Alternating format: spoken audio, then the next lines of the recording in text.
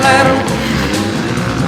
Põõrand põrubal, magada ei saa. Kärsub mürtsuma, mis imelik ma siin see olla võid, mis niisugust lärmi teha võid.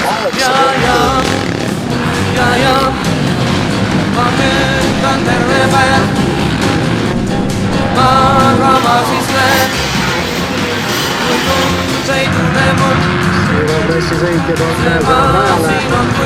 Oli super. Kurvis võiks rohkem gaasi panna, mõte ütleb, et pane gaasi, aga keha ei anna gaasi. Aga muidu on väga hea, mõnus rada. Ja.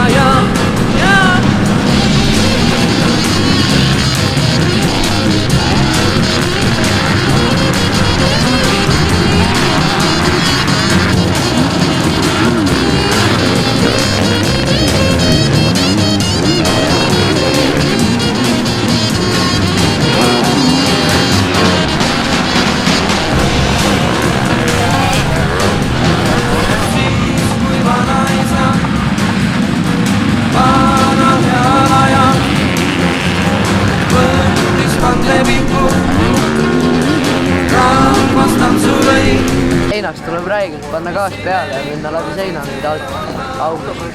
Mis siis selle tantsu valla lõi, ei tea, nüüd on teil seda ja.